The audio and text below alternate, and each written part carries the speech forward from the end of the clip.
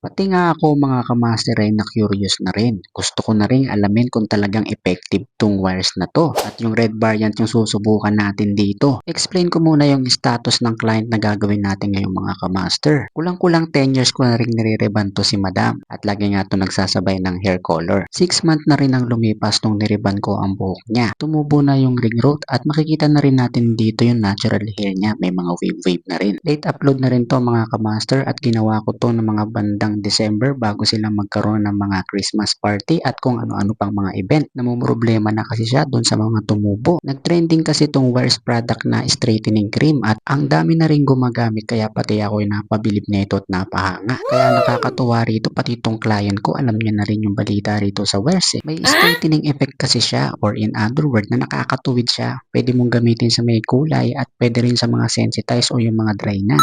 Pwede rin sa mga resistant type o yung mga makakapal na klase ng buhok at yung mga walang kulay syempre. Pwede. At ngayong tapos na nating applyan ay binabad ko siya dito ng halos 2 oras para mas effective. Pag mas matagal daw, mas maganda. Pagkatapos natin maibabad ngayon mga kamaster, ay pababanlawan lang natin at dito mga kamaster ay sinusuklay lang natin at ngayon ay tuyo na siya ay magpa-plancha na tayo. Ang planchang gagamitin ko rito mga kamaster is yung Max Styler at ang init ng plancha na gagamitin natin is naglalaro ng 190 to 200 degrees Celsius. So parang nagpa-plancha lang tayo dito ng riban. Kung paano tayo magplancha sa riban ay parang ganun din dito sa wires. At yung red variant yung gamit natin dito mga kamaster. Kita nyo naman para kasi yan sa may mga kulay na buhok. Habang pinaplancha ko yung buhok ni madam dito napansin ko talagang makintab ang dating niya at medyo madulas. Kitang-kita naman sa video mga kamaster. Pero dapat talaga mga kamaster gagamit ako dito ng blue variant para dun sa tumubo. So yan para kasi to sa may kulay kaya ito yung ginamit natin yung red variant. Hinay-hinay lang din tayo dito sa pagpa-plancha mga kamaster kagaya ng nakagawian na nakikita nyo sa mga videos ko. Ganito lang siya kadali gawin mga kamaster pero hindi ko sa sinasuggest na mag-DIY kayo ha. Mas maigi pa rin na magpa-consult tayo sa mga professional or magpagawa na lang kayo sa salon at tanungin nyo kung meron silang mga wires product na katulad ng ginagamit natin. O siya hanggang dito na lang ang ating video mga kamaster at kung gusto nyo subukan i-check nyo lang sa ating yellow basket sa baba. Hanggang dito na lang.